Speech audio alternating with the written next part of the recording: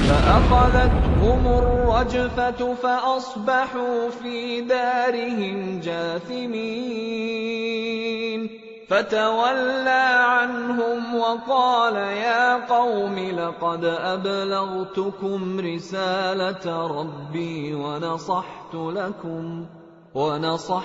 لكم ولكن لا تحبون الناصحين.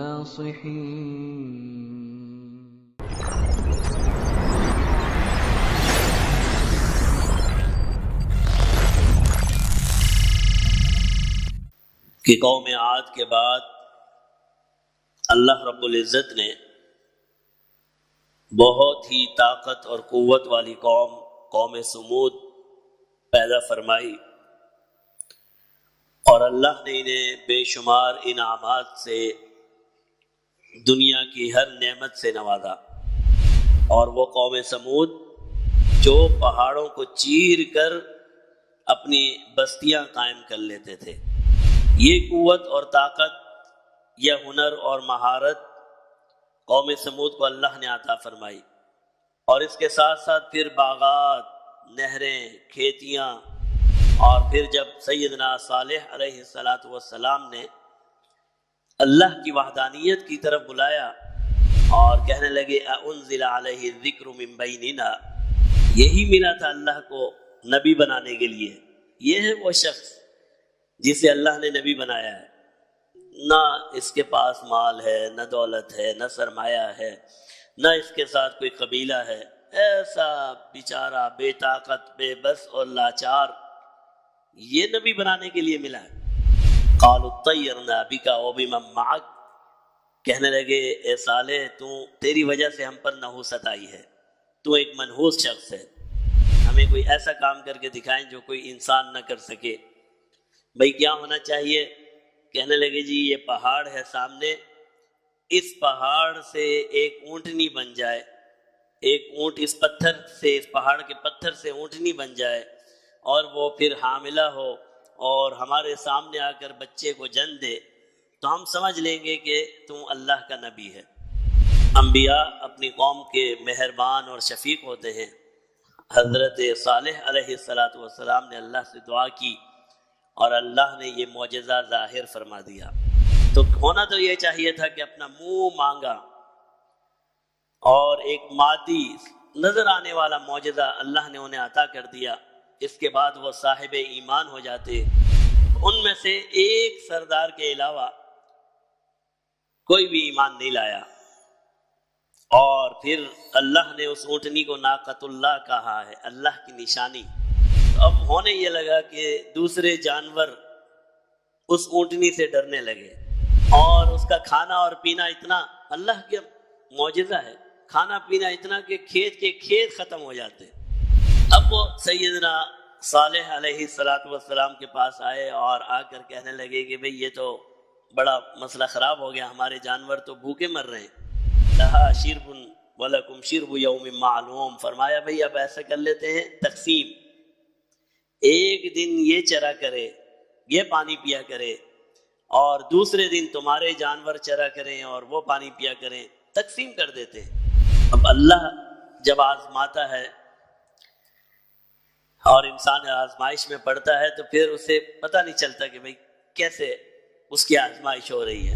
جب انسان کے دل میں دنیا کی محبت پیدا ہو جائے پھر کوئی چیز اس کے لیے معیوب نہیں رہتی۔ اِذِ انبعث أَشْقَاهَا، ایک دن آ گیا کہ ان میں جو سب سے بڑا بدبخت تھا وہ کھڑا ہوا اور اللہ کی اس نشانی کو اس نے زخمی کر دیا۔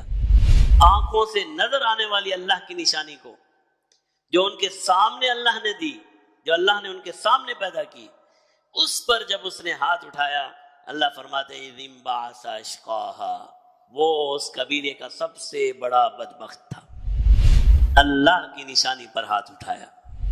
جناب نبی کریم صلی اللہ علیہ وسلم نے اس شخص کو دنیا کا سب سے بڑا بدبخت قرار دیا ہے۔ اور سیدنا صالح علیہ السلام نے جب یہ آواز سنی اور آپ کو معلوم ہوا کہ اونٹنی کو ان لوگوں نے اللہ کی نشانی کو شہید کر دیا، تو آپ تشریف لائے اور آپ نے دیکھا اور کہا اے قوم کے لوگوں، جتنا میں تمہارے لیے کر سکتا تھا میں نے کیا، جتنا میں تمہیں سمجھا سکتا تھا میں نے سمجھایا، جتنی میں نصیحت تمہیں کر سکتا تھا میں نے نصیحت کی، لیکن اے افسوس تم نے نصیحت سے فائدہ نہیں اٹھایا، اور جس عمل سے میں نے تمہیں روکا تھا اس اونٹنی کو نقصان نہ پہنچاؤ، تم وہ عمل کر گزرے۔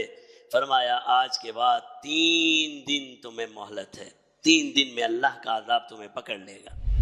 یہ الفاظ انہوں نے سنے تو وہی 9 آدمی جنہوں نے اونٹنی کو نقصان پہنچایا تھا، انہوں نے کہا یہ سالے تو ہمیشہ یوں ہی کہتا ہے، ہمیشہ انہوں نے یہی کہا، چلو عذاب آتا ہے، آج رات 3 دن ہے نا، آج رات اسی کو مار دیتے ہیں، نعوذ باللہ۔ ہم میں سے بھی بہت سے لوگ ایسے ہیں جو جانتے ہیں صحیح راستہ کیا ہے لیکن اپناتے نہیں ہیں۔ ایک آواز، ایک چیخ آئی، اور بعض روایات میں ہے یہ چیخ سیدنا جبرائیل علیہ السلام کی تھی۔ بلند آواز نے، عذاب نے جب ان لوگوں کو پکڑا، فَأَصْبَحُوا فِي دَارِهِمْ فِي دِيَارِهِمْ جَاثِمِينَ، اپنے ہی گھروں میں بالکل بے چان ہو کر پڑے۔ أَلَا إِنَّ ثَمُودَ كَفَرُوا رَبَّهُمْ، خبردار قوم سمود نے اللہ کی نافرمانی کی۔ أَلَا بُعْدًا لِثَمُودَ، اس دنیا میں بھی ان کے لیے تباہی اور آخرت میں بھی ان کے لیے تباہی ہے۔ وَمَا مَنَعَنَا أَن نُرْسِلَ بِالْآيَاتِ، ہمیں کوئی چیز مانے نہیں ہے اس بات سے کہ ہم تمہارا منہ بولا معجزہ تمہیں دکھائیں، مگر یہ کہ إِلَّا أَن كَذَّبَ بِهَا الْأَوَّلُونَ، پہلے لوگ بھی منہ بولے معجزوں کا انکار کر چکے ہیں۔ وَآتَيْنَا ثَمُودَ النَّاقَةَ مُبْصِرَةً، ہم نے اس قوم سمود کو آنکھوں سے دیکھنے والی اونٹنی دی۔ اتنے دلائل کے انبار کے باوجود بھی انسان صرف یہ چاہتا ہے کہ وہ اللہ وحدہ لا شریک کو نہ مانے، اس کے سامنے نہ جھکے، اس نہ جھکنے کے لیے طرح طرح کے ہیلے اور بہانے کرتا ہے۔ فأخذتهم الرجفة فأصبحوا في دارهم جاثمين فتولى عنهم وقال يا قوم لقد أبلغتكم رسالة ربي ونصحت لكم ولكن لا تحبون الناصحين۔